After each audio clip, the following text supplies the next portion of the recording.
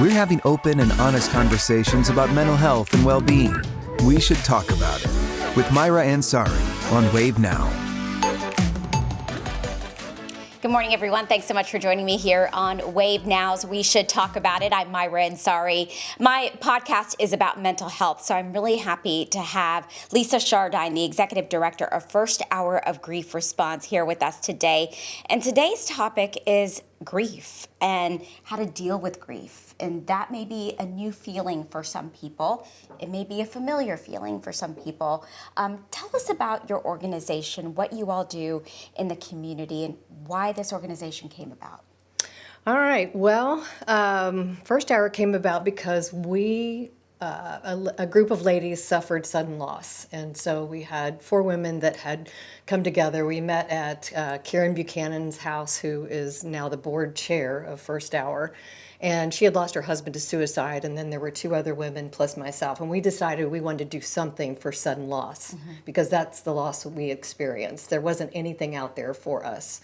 When we sat there and said, what now, after our losses, I lost a child. His name was Ben, and he died at the hands of a drunk driver in June of 2011, just shy of his 20th birthday. So I knew that I needed help, and I went to grief support. I sought out other women that had lost children, and those people really helped me understand what the road was going to be like ahead. And so after a period of mourning and healing and doing the hard work of grief and getting that support, we decided that we wanted to form First Hour and help other people thrown into sudden loss. So that's our mission, basically, is to help people navigate sudden loss. Sudden loss can be, somebody dies in a car accident, victim of violence, taking their own life. And then the people who were involved in their lives, they're left hurting.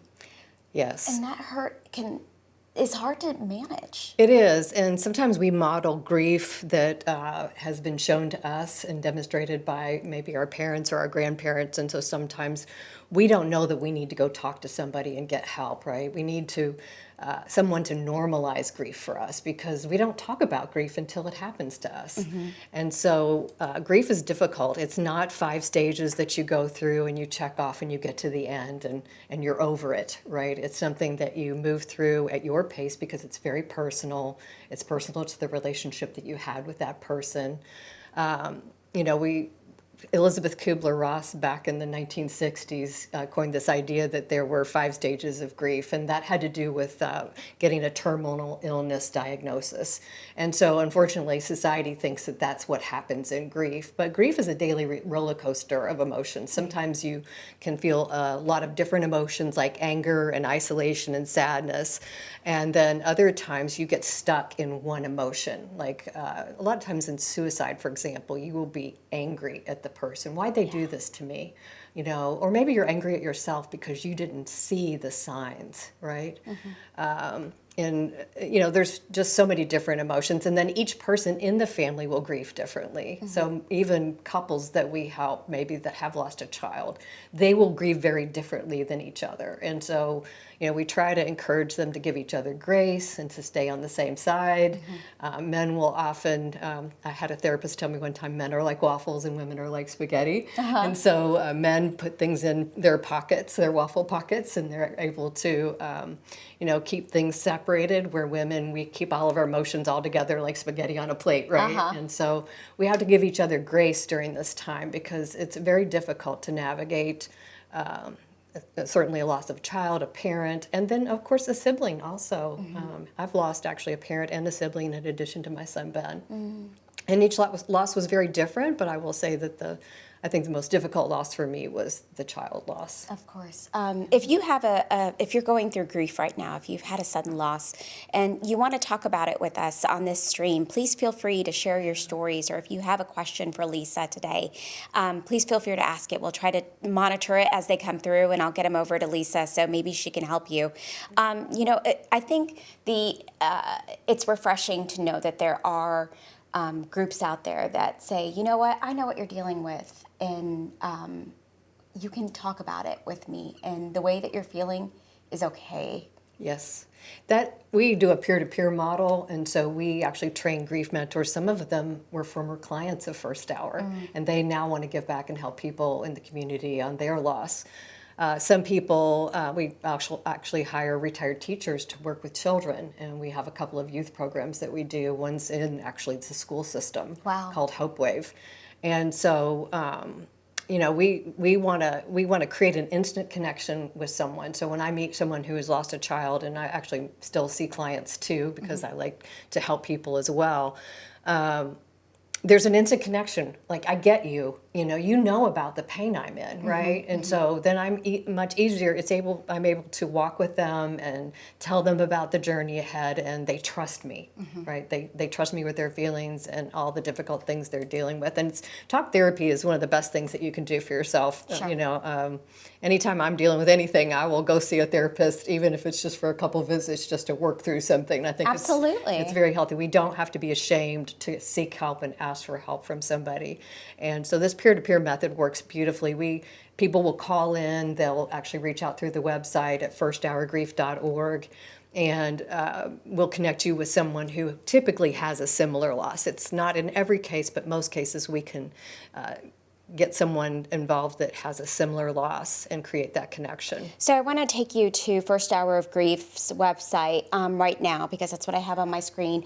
And what Lisa's talking about, their mentors. If you click on About Us, Meet Our Mentors, these are their mentors, the part of the people that are in their organization. And what I loved when I was doing my research on this organization was everybody has a bio on here. And every grief mentor shares their experience, why they are on this trajectory to help others. That starts with, their grief began with the loss of their mother or their son or their daughter and a parent or a friend. That way, because Lisa, sometimes we feel like, if you're just talking to random people, hey, that's great, but sometimes you need someone to know what you're feeling. Yes, and not everyone says the right things. True, right? You'll get over it, or it'll. Sometimes I may not get over it. No, I don't think you ever get over it. I think you learn how to live with it. Yeah. We surrender to it, but there's a website where there are 64 things you should never say to a griever. Oh gosh. And these are all things that people have heard over the years, and I'll actually take this to one of my groups every once in a while, just so that we can have a little laugh about it, because they've all heard it, right? God gives you never more than you can handle. He's in a better place. You just need to be strong. At least you have other children. I mean, you hear all these things that are just cringeworthy. Yes. Yes. Nails on a chalkboard moments, right? And people think that they're saying the right thing, and you know that their intention isn't bad, but when you're in that moment of pain, that's not what you want to hear. No, actually, my advice to people, and I actually had this happen the other day, I got a phone call from somebody that was on her way to go see someone that just found out that their child had died. And she was like, what do I do? What do I say? And I said, you don't have to have any words. The truth is there are no words. We even as grievers get tired of hearing I'm sorry, right? So I just think saying, I don't know what to say. I can't imagine what this feels like for you. I'm just going to sit here with you and let you talk to me, let you share with me what you're feeling. I'm not going to try to fix this because I can't fix it, but I'm going to sit here in the awkwardness with you, right? And I'm going to love you through this. I'm going to help you by doing things that I think maybe need to be done. Certainly in those first few weeks, there's a lot of things that have to be addressed after someone passes. Everything from funeral planning, or life celebrations, or however you do that. Sometimes people need errands run, they need their appointments canceled or other appointments made. You can do somebody a big favor by just driving them from place to place, organizing all the food that comes in. When Ben died, there was a woman named Paula that took over my kitchen. I didn't know who she was. I was just grateful that she was there, because that's typically a gift that people give when they see people in pain. They want to bring food, and that's their love language at that moment. And so we had a lot of food to distribute, and a lot of people at our house, a lot of young people at our house that were grieving Ben. And so I was thankful that Paula was in there orchestrating what was going on, and she was feeding me too, and my husband, and our other children. We are a blended family, so Ben had some bonus siblings that were also part of this loss. And it was beautiful to see how we were all able to grieve together. So tell me how your organization works. If you have a sudden loss, on your website also, show me where that is on your page where it said how to connect, but help me navigate that, Lisa. Sure, if you go to the contact page up in the top right, yes, that will get you to a contact us form. And we just ask a few little questions there. It's very quick, and that will come to three of us who work in the ministry. We will look at that. We will reach out to you within just a few hours typically, unless it's after hours, and then it's definitely the next morning. And we'll find out a little bit more about the loss. We'll ask you what kind of hours you're available to meet with a grief mentor, and then we'll set you up with a grief mentor. And the first visit is free. Okay. So this invites trial if you've never been to see a therapist, and a lot of people haven't. You know, they're a little nervous about meeting with a complete stranger with this type of loss, any type of loss, this kind of pain, right? And so it's amazing. It's so beautiful to see. And Brittany, who is our executive assistant, she does such a fabulous job of talking with people on the phone and really listening and understanding the pain that they're in. She's their first point of contact, and sometimes the first person they've talked about, their grief to in a while, because, after a period of time, people do go back to their normal lives, and sometimes you're left isolated, feeling alone, and so it's wonderful when we can get people in to get the help they need, start giving them coping strategies. So their first meeting with a grief mentor will be about, hey, let's talk about what happened, share a little bit about that, certainly, and then we're going to talk about some possible coping strategies, because some of the early things people feel are guilt and regret, right? Maybe their last conversation with this person wasn't good. Maybe they feel regret or guilt because maybe there's something more they feel like they could have done, when the truth is they really probably did all they could with what they knew. And it depends on the type of loss that these feelings surface. There's a lot of woulda, coulda, shouldas, and if onlys that we do to ourselves, just replaying that over and over in our brain. Our brain is trying to make sense of what happened, right? The fact that this person is not coming back. And it is a journey, and it takes a while. It's different for everyone. In the case of child loss, it can take 2 to 3 to 5 years sometimes to really accept that this person is not coming back, and it takes a lot of work. Same with parents. People have close, loving relationships with parents, and when their parent dies, a piece of them is gone, right? They don't have this person to reach out to. In the case of sibling loss, you lose your past and your future with this person, right? This is the person that you are going to have later on in life to talk about the memories that you created together in the family. So that's a very difficult loss, and that's a very, it's not a loss that's discussed very often. Siblings have this difficulty because they're watching their parents who are broken and shattered and have fallen apart, and they don't feel like they can say anything to them about how they're feeling, right? And so they feel very uncomfortable. A lot of people tell them, well, you need to be strong for your parents. You need to keep it together. And so they're like, what do I do with my grief? And so I always check on, what are the other children doing in the family? How are they being treated? Do they need help? And we certainly also mentor children, youth ages from 8 to whatever. We have workshops that we do with children monthly, so that's a beautiful thing. We use art. Great. Yes, we use art therapy as a tool, so they don't feel like they're in therapy. Yeah. And we get them to talk about their grief. We provide coping strategies, even breathing exercises when they might be feeling anxious, or there's a reminder of some kind that pops up, because reminders are all around us. When we're in grief and we've just lost somebody really important, there are reminders everywhere. There's grocery store reminders, there's reminders on television. Songs, exactly, yeah. Yeah, it's hard to get away from. Yes, and so, the first visit's free. After that, we ask for a $75 fee. If you cannot afford that, and we realize that people are still choosing between electricity and food, we will find the money for you. We have a lot of great partners, foundations that like to help First Hour and the people that we serve, and so sometimes we just ask, well, what can you afford? So some people pay as little as $25 per session. How important is the very beginning, the first hours of grief, dealing with things? Because you mentioned, Lisa, that some people don't even know where to go, what to do, who to call, the next steps to take.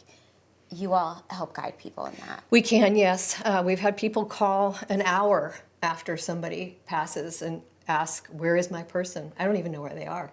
Well, they're at the coroners typically. And the next thing we need to think about is how you want to honor their life. Do you want to have a life celebration? Do you want to be at a funeral home? And so we actually have a funeral home locator on our website.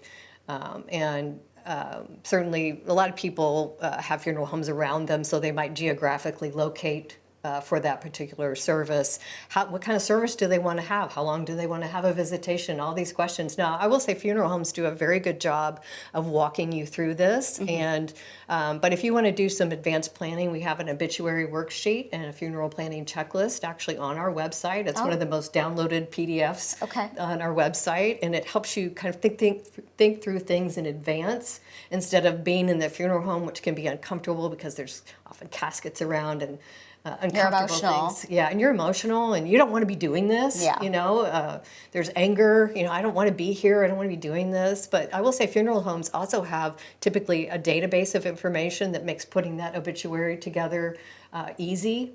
But I would also want to advise that you only make decisions that you have to right now. Okay, don't go into deciding what the headstone is, for example. These are emotional times, and you don't want to be making emotional decisions, especially about, let's say, if your person is going to be buried and you want to get a headstone. Don't do that for a little while. I'd wait about 6 months to a year. Actually, they'll put a marker down for that person, and you can be just fine with that for a while. You want to make good decisions, other decisions like about belongings, people's belongings. These are things we talk about, right? What do you do? What do you do with all this stuff? That's right. And so I recommend if you don't need to change anything, don't for a while. If you do need to move the person out of their apartment, then put everything in totes until you're ready to deal with it, and maybe ask these people who so desperately want to help you, your friends and family members, to help you with that, right? There's a lady that comes to my loss of child group, and some of her friends actually got together and went to her son's apartment and loaded up the totes of his belongings because she just wasn't ready to deal with that, right? And so I highly recommend, don't get rid of anything just right away. This out of sight, out of mind idea doesn't work. Later on, you're going to want some of these things. You may want to have a quilt made out of the clothes or a teddy bear. They're making all kinds of really beautiful things out of your loved one's clothing. There's certainly lots of keepsakes that will surface. Even in my case, some of my son's artwork was so precious, and I framed that for other family members to have. That's beautiful. Yeah. Do you find some folks think that, okay, I'm going through this loss, I got it, I can deal with it. Yes. I'll be okay. Just and they're not. Yes, so teenagers especially, I'm going to talk to you right now. If you have a teenager, they're going to tell you they're fine. They'll be fine. They don't need any help. They do need help. One of the things that happens with trauma is that it's stored in your body. And if it doesn't come out and is dealt with, then it will continue to fester in there. And later in life, it could come out in different ways. It could be that you start numbing out with drugs and alcohol. It could be that you're angry, that you have anger stored in your body. So it's really important that we get this out and we deal with it. And like I said, there's a lot of different ways to deal with this. We also offer some equine therapy for people. And so that's a beautiful way for you to meet with a young person, especially a teenager. Maybe they don't really want to make direct eye contact with you. So I'll take them out to a farm and we'll brush horses and we'll talk about what's going on in their world. Or art therapy, again, is just a beautiful way for them to express themselves. How are you feeling? Let's draw that out. Let's draw out how you felt before the loss and after the loss. Let's draw out some really beautiful memories that you have about your person, your sibling maybe, if that's who died, or your parent. So we need kids to be able to talk about grief. We've had some kids in our school systems tell us that they're not allowed to cry at home. Oh, wow. And that just breaks our heart, right? Yeah. And so we tell them, look, you can cry here. So we offer a 10-week program in A lot of the schools around Louisville just got approved, or we're about to get approved for the JCPS program. And this is a 10-week program that we do. It's 50 minutes. It's fully funded, so it's free. And the resource teachers and counselors help identify kids that maybe have lost a parent or a sibling or a grandparent that was influential in their life, and that they're struggling with grief. And I can tell you so many beautiful stories about some of the kids that we've been able to serve doing this. And it's just so helpful with them for them to be able to talk and to also be around other people and say, oh, you're doing this too? You're feeling this too? Oh, that means this is normal what I'm feeling, because grief can feel very crazy at times, you know? For kids, I want to talk a little bit more about that, Lisa, because I think that's so interesting. Because sometimes we think, oh, they're kids. They are resilient. They bounce back and blah, blah, blah, and whatnot. But sometimes kids have a hard time, as you were saying, expressing things, or they don't know how to say it. They don't. And, yes. and I'm not in their shoes, right? I don't really understand what they're going through, because I'm maybe not have lost somebody, a parent, when I was young. How is getting them that help just so important?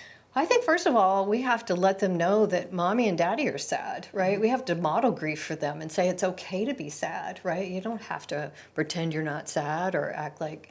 I think it's very isolating for children. They feel like they're different. They don't know who they can talk to. So parents need to say, you know, Mom, I'm sad too, and so we're going to walk through this together. But there are a lot of really good books on for children too about loss. I would find books for children, and we actually, I believe, list some of those on our website. Then I think, again, a sketch pad, letting them draw out their grief, encouraging that kind of behavior where they can, you know, illustrate how they're feeling. For teenagers, I love journaling. It's a great tool for them to be able to write down their feelings. If they'd rather type it out on their computer, they can encrypt the messages to, you know, for journaling. But I think journaling's great. I know of one young lady who that was a big tool in her life when her parent died, to be able to write letters to her mother, you know, to be able to just talk about how she was feeling. And it doesn't have to be pretty, right? Nobody's probably going to read this except you, and you may not even go back to it, right? Sure. You're getting this out. Children are resilient. I will say that a lot of times the younger ones, they'll ask questions, and the goal is to answer the question in the simplest form, not to give them any more information than you need to. And then they'll move on, they'll process that, they'll probably go back to playing or doing whatever and sort of acting normal. And then they might come around again and say, okay, tell me about this part, you know. How did this happen, or what happened? Again, you want to answer that, and very succinctly, not giving them any more information than they need. Age-appropriate answers. Sometimes we don't want to tell them certain things. I had a situation recently where someone had a loss by suicide, and she didn't want to share the gory details with her granddaughter. And so, you know, I thought that was a good idea. Maybe we save that for later on in life when the child is a little bit older. But you do run a risk with social media and people able to find out information, especially when they're around 12 or 13 years old, depending upon how much access they have to that type of thing, them finding out. And so then there's going to be a trust issue, right? You didn't tell me all of that, you know. So you really have to gauge the maturity of the child, what you think they can handle. But generally for young children, I really recommend just a little bit of information at a time. They will come back and ask more questions. Sure.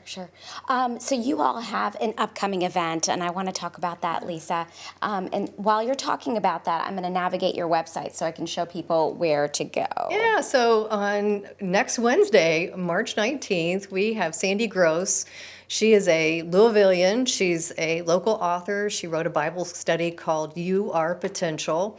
And it's a great Bible study. It's about achieving your God-given potential. We're actually doing that in our weekly Bible study at First Hour Grief Response. And she's also a podcaster. She's a faith coach. She's just an all-around great gal. And she does have a lot of stories. She lost her brother Steve when she was 27 years old in a car crash with a drunk driver.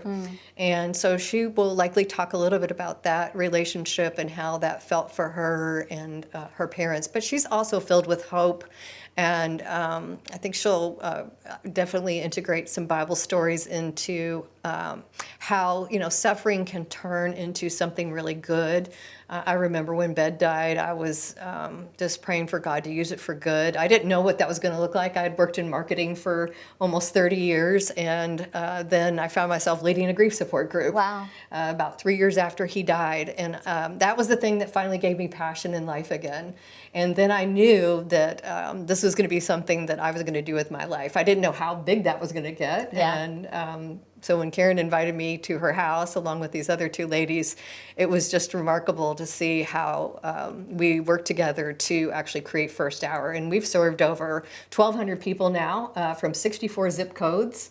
Wow. Yes, and we have different types of loss groups. So we have infant loss and miscarriage loss, which again is one of those losses that aren't talked about. Sure. People say things like, "Oh, you're young, you'll have another baby," or they treat it like it wasn't even a thing. Yeah. And so this group is a really important group. We even do an angel walk every year in October to honor the families that have lost babies. We also have a loss of child, loss of spouse, loss of parent. We do a general grief support group. These are all free, by the way. And I think being in a group helps validate your feelings, because you can be talking about something and other heads will be shaking and you'll be saying, "Oh my goodness, this person had the same experience that I did. Can you tell me about how to navigate this?" Yeah. Or I wasn't crazy for feeling that way. Right. Yeah. So there's a lot of good that happens in a group. I don't always recommend groups right off the bat, because if you're in a lot of pain, you can't absorb the pain. You might try to absorb the pain in the group if you're high empathy. Sure. And so groups can be difficult. Sometimes I can't be in a group because I'm in so much pain myself. So we have to just be careful about that and really assess where you are. So there's still tickets available for the event that's coming up on Wednesday, March 19th. Here we go. It's happening at the Waterfront Botanical Gardens, 11:30 to 1 p.m. And that includes a lunch as well. So I've got all this information right here. And also, if you're joining us on this stream, if you click at the bottom, I've got First Hour of Grief Response's website where you can find all of that information too. This is really what I think, we're all going to experience loss at some point in our life. 100%. So it's one of those things that there are people out there who want to hold your hand and help you get through it. You don't have to do it alone. That's right. You don't have to do it alone. And I really hope that if you're suffering and you see this, that you will reach out for help. We would be so honored to help you. Like I said, the first visit is free. Give it a try. You won't believe how helpful it is. I see people walk out and they're a lot lighter even after the first visit. It doesn't matter how, maybe saying this incorrect, how old your grief is. That's if I right. lost somebody 10 years ago or I lost somebody, this year, does it matter how long they've been grieving? It does not. I have adults, parents come in who maybe put their grief on hold because they had other children they were raising. And it's 6 years later, and they say, "I haven't dealt with this. I need help. It's starting to bubble up. It's starting to surface." And so, no, it doesn't matter. And That's good. I'll have people come back to my loss of child group, and they'll just need a tune-up. Like a significant date is coming up, right? And sometimes those days before and the day of is so difficult. So I just need to come in here and talk about it right now. You know? And we love to see them, of course, come in and get that help. Everyone should reach out for help. If you're grieving any type of loss, we deal with any type of loss, predominantly some sudden loss, of course, but we have helped people who also had long-term illness type losses. All right. This has been insightful. And I think what's a relief is to know, there are other people out there. You don't have to, I think in our society, we think, as you mentioned, just, you'll be fine, stay strong, you'll get over it or whatever. And you may not feel strong. You may not get over it. And as you mentioned, you learn how to live with it. Yeah, I don't think you ever get over it. A lot of people say that to us, and that's really not the goal. The goal is to learn how to live with it. Yeah. I say surrender to it, because I'm not even sure you ever really accept it. Yeah. But you learn how to live with it. It's a lot of sorrow at first, and then joy creeps in, and then you feel maybe a little guilt about joy, and then after a while it kind of balances out, and then you learn that you can have joy, but you can still honor your loved one. Years later, we still find ways to honor Ben years later, and it's so beautiful to be able to do that. And of course, it's part of my mission to keep his memory alive. But my kids, my other bonus kids, help me do that too, and I really appreciate that. So, yes, it is a lifelong journey, I think. Yeah. Lisa, thank you. Yeah, thanks for having me. Is there anything that I didn't ask you that you want folks to know? I think we covered a lot of great information. Yeah. I would love to come back and talk about the holidays if Absolutely. that's an opportunity, because that is a very difficult time of year for people, and certainly navigating certain dates is difficult. Just always be kind to yourself. Take the day off if you've got a death date coming up, or if you have a birth date, and realize that even if you skip the death date or the birth date, you decide you don't want to do anything to honor them, it won't always be like that. You can do something next year if you don't feel like it this year. Be kind to yourself. Absolutely. Give yourself grace. Yes. Yeah. All right. Thank you, Lisa. I'm Maira Ansari with Lisa Schardein from First Hour of Grief Response. I hope you have a great day.